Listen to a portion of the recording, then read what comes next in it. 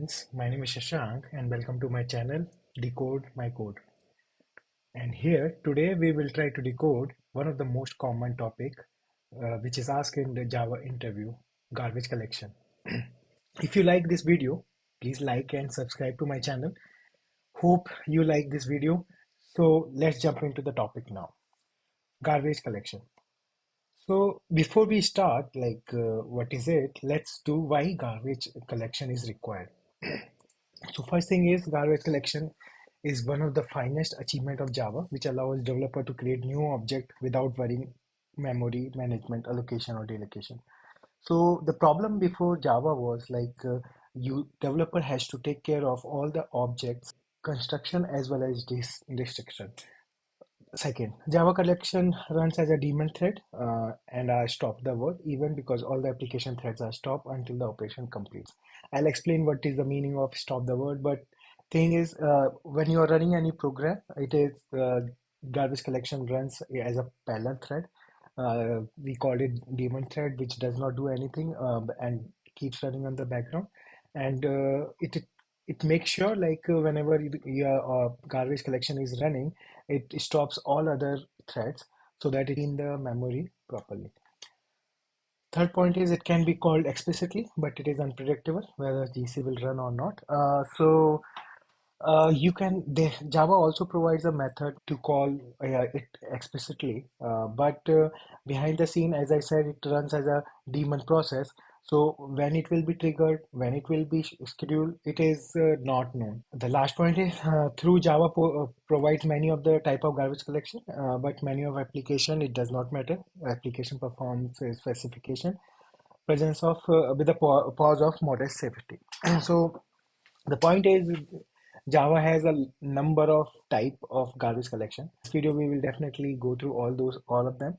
But these garbage collection, in spite of the type, they do the same operation. And for most of the applications, it has very modest pause. So pause is links to the stop the world. The your main application threads are pause for some time, but these pause you won't notice. So these are irrespective of what kind of Java collection type you are using. So now we learn like why we do garbage collection.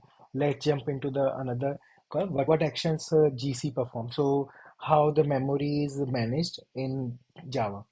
So if you see this whole space, it has metadata space, which this is metadata space is recently renamed. Previously, it used to call perm space, where all your static classes, static variables, and class metadata information used to store is stored. Information or these objects are not removed until your application is stopped. Then we have another set of memory spaces. One is Eden space, then we have survivor space 0, survivor space 1, and then we have a tenure space. So the object in the object life cycle, it object jumps into these different spaces. First, when you create a new object, it is getting created in Eden space. It's also called as a young generation. Then when your GC runs, the objects move, and if it is being used and it survived, then it moves to survival space 0, and that's why we called as S0. And then again, if it survives another cycle of garbage collection, it jump into the space 1. And if it survives the second cycle of garbage collection, it is promoted to tenure space. Tenure space is nothing but called the old generation, where all the objects which are being used for some time are retained. Now, the important part is these when a minor GC runs, it tries to clean the objects from these spaces, Eden space, survivor space, or survivor space 1, or I should say young generation. And whenever there is a major GC runs, it tries to clear data from the tenure space or old generation. There are these spaces, or when you run your application, these spaces can be configured. For example, XMS, it's for initial heap size, and maybe that, for example, XMN, that is for old generation, and XMN permgen, it is for permgen. So yeah, as I said, permgen is nothing but metaspace in this diagram. From the Java 8 onwards, we start calling it metadata space. Okay. Okay, now let's jump into the topic like how garbage collection works. So I think it's a very simple, simple process in terms of explain like number of steps. So there are two steps. One is mark and another is sweep. So as it name suggests, like mark is nothing but the try to mark all the objects which are not being used anymore. It just pick up the markdown. And there's another step called sweep where these objects which are being marked are just removed from the memory. Okay, so now there's one more step in there, like when mark objects are sweep, Java needs to do reallocation of memory, because it might be possible like the objects which are being marked and being cleared are scattered around in the memory. So if suppose you are creating a new object of a like a big size, then it would be difficult to create it in memory. So that's a third part, but we will cover that in when we will cover GC G1 or Jet garbage collection. Now we have the garbage collection of five types. One is serial garbage collection. It works as with a single thread. So as name suggests, a single thread keeps running it. Whenever there's a minor GC triggered, it goes to the young generation, mark all the object, then again sweep it, and then go whenever there's a major GC, then goes to the old generation, mark it, sweep it, and do the compaction. Then there is a parallel GC. So now here, if you see, the minor GC is running in multiple threads. So basically, multiple threads will run on the different sections of the memory in the integration. They will mark all the objects which have not been used, and but the major GC always run in a single thread, and the same with the compaction. So some compaction will also be happening in a single thread. Why is it so? Is like because when multi-threads are doing mark and sweep, there'll not be much of a pause. But when you have a compaction, when you are moving leftover objects into together so that we can free up space, then you need a bigger pause in the application. So that's why it's a single thread. Then it comes like a CMS, concurrent mark sweep. I think now from Java 9 onwards, it is being deprecated, not anymore. But I think the concept is very similar, where the mark and sweep, all major and minor GC run in a multi-threaded environment. But it was difficult to configure. This kind of garbage collection was difficult to configure. So that's why I think Java decided to drop it. Then we have two another G1 garbage collector, which is very famous now. Most of the application uses this, and I think from Java 9 it becomes the default garbage collection for Java. And there is another one called Z garbage collection, which is being introduced very recently. For the interview purpose, if I say the G1 garbage collection is more important, because most of the questions will come around either G1 garbage collection or on the process like mark and sweep. G garbage collection is a very new and it's very complex, but we'll try to decode garbage collection here. Now come to G1 garbage collection. Before we I read through this content, I'll just try to explain like what they did in garbage collection, G1 garbage collection. So the problem with the G before garbage collections were like the memory spaces were they were single piece of memory. So young generation plus Eden space plus old generation, everything was in a single space. So wherever they have to do, they have a lot of objects to mark, and then again a lot of object to sweep, and then go for compaction. So that's why the pause time was high. Because if you are initializing XMS with 256 GB, then you have 256 GB to do the same this mark and sweep operation at once. So you can expect you can imagine how much pause time or how much time you expect to finish this garbage collection. But in garbage collection, G1 garbage collection, that's the I think the finest approach was like divide these memory spaces into smaller sections. So each section will have, so you can see on the right side is called region, but each region will have a different space. It will run its major, minor GCs independently.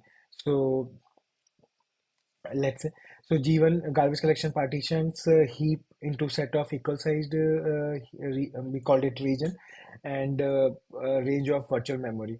Then when performing GC, G1 shows a concurrent globe marking phase and the phase called marking to determine the liveliness of the object throughout the heap. So that's the beauty, right? If you have a different memory sections, then in each memory section you can run your marking and swapping independently. You don't need to you don't need to depend on other section.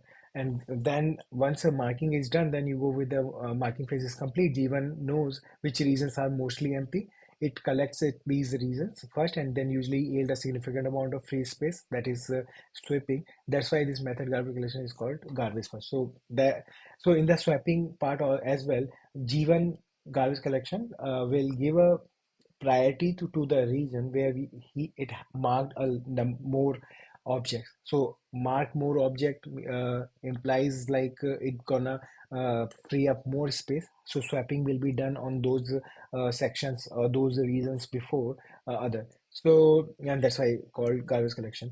And then there's a compaction happens like where all the objects from the different section of memory of different regions of memory club together. It then this compaction is again pause or stop the world event, but we will discuss that in later.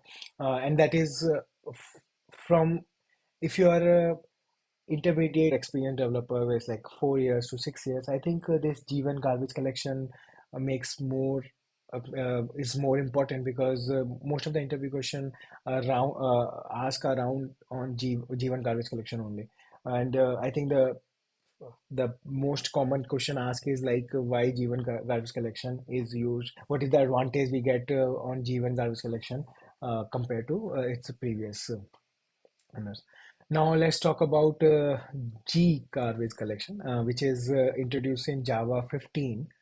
So you can expect like how new it is, or so that's why a lot of people not know this. So this Z garbage collection is more important for people who has more experience, like 10 years plus, where 10-year experience they expect you to understand garbage collection and memory management more. So I will say like if you have a 10-year experience, then definitely go through this Z garbage collection. So now point is ZGC, it's called, perform all the expensive work concurrently. So no pause or minimum pause. I'll not say no pause, but it is a minimum pause. So like not more than 10 milliseconds. So you can expect in 10 milliseconds it will mark, sweep, remove objects and clear, compact the memory for you. So it is, that's why as it's a pause time is very less, very, it is suitable for application which has a require low latency. Now question may ask like my first slide I said like for most of the application it will work, but there are some scenarios. Yes, my point was right, but there are some scenarios where you want very low latency, and low latency means like there should not be any pause or stop the world event from Java or from the framework. So your all the threads should run underlying operating system cycles and operate. So that's why as low latency, if your application is low latency, I think GC is a good option. In the interview perspective, if somebody asks you like it's a normal application and it's used for reporting or like itinerary or something, so I think in those cases that ZC does not provides as many advantage than disadvantage. Disadvantages are like it's very difficult to configure, and obviously as it is made for complex application, it requires a lot of memory and processing power. So why you want to put your simple applications into operating system cycle or so as I said, it only it's only give more advantage when low latency is required. Then it comes to how it is being implemented is it basically what it does is it uses the load variable to color pointer. So when it's again same concept, mark and sweep, but now they change the terminology as well as the way it does it. So previously marking was just done on the like is the object is used or not, but here we go from like a root level object to go inside and see all the linkage of that object and try to color point them with, and the process is called load variable. Again, it's run concurrently, and it keeps track of heap usage. So whenever it knows like heap is utilized like 80% or 50%, it knows which color pointed objects I need to pick up. So it keeps doing it. It keeps marking them. Marking is done. Keep doing it in the point with the color pointers, and later at one point, whenever it feel like memory is being utilized and it needs garbage collection, it uses color pointing. Yeah, and then main difference between G1 and ZGC is like in ZGC all the regions are of different size. So previously in G1, if you try to think like for example I have a 10 MB memory, and what I did like what Java did in G1 is like it divided these 10 MB into 10 different regions of 1 MB. Suppose if you have to create a object of suppose the first region is already full with say zero point 0.5 MB, then and you create an object of zero point 0.6 MB, then it will create an object in region 2. So my region 1.5 memory will be utilized later. And for GC, I will have for a GC cycle, I will have two regions to do the mark and sweep or garbage collection. But in JetGC, what Java implemented is they implemented in a different way. So they implemented the whole memory is divided into different section or different region based on it's based on obviously the usage of or the object size, and there is some delta or there is a gap between two different regions so that if it required, then one region can be expanded and a larger object can be accommodated in that. So for example, in JetGC case, if I have the same scenario, maybe there'll not be a continuous memory location of 1 MB. So there might be like one first region is 1 MB, then there will not be any object of zero point 0.5 MB, and then another region of zero point 0.5 MB. So when I create a new object of zero point 0.6 MB, it will accommodate in the region 1 only. So for GC, it is just one region to do all these operations. So that's how they optimize G1, and they come up with the Z garbage collection. Okay. Now jump into the very quick demo. It's not a big demonstration. It is just trying to show you how garbage collection works. So in you guys know like finalize is a object class method which has been called when an object is destroyed or and the last method to be called. So now I've just used this object to demonstrate you what when you trigger GC, what will happen. So here, this is object reference. It is not doing anything. It just have a finalize method and a reference. So I created two object references, one for string, another for object. Then I um, swap around them. So here, if you see the when I'm swapping around, basically object is pointing to now I'm swapping the references. So object will always remain the same. So the object with the string will always remain in the heap and the same as object. Only with the purpose of these two line is just to demonstrate or tell you like these are swapping of references. So basically, step two, heap reference is changed. No, there is no change in the actual objects. In line numbers 5 and 6, I just created just to remove the references. So now my there are two objects in the heap, one for string, another for object, but they are not linked to any reference. So there is no linkage with the stack memory. So if you consider for the garbage collection perspective, they are eligible for marking and then obviously for swapping. So let's quickly run this class and let's see. Let me show you what it prints. So as you see, like in the finalize, I'm just pointing out like one object is deleted. So the class is triggered, the garbage collection has triggered on line number 34, and you can see like the objects are deleted one after another, and that that is the thing of garbage collection. Like when objects were not being referenced or objects are there without any linkage, they are eligible for garbage collection. Garbage collection goes there and the objects are getting destroyed, and when you are destroying, there's a finance method which is being called. So yes, that's all what I want to explain you on garbage collection. Hope you guys like this video, and if you like, please like and subscribe to my channel. And please post your comment, feedback, and any topic if you want me to cover here in the comment section.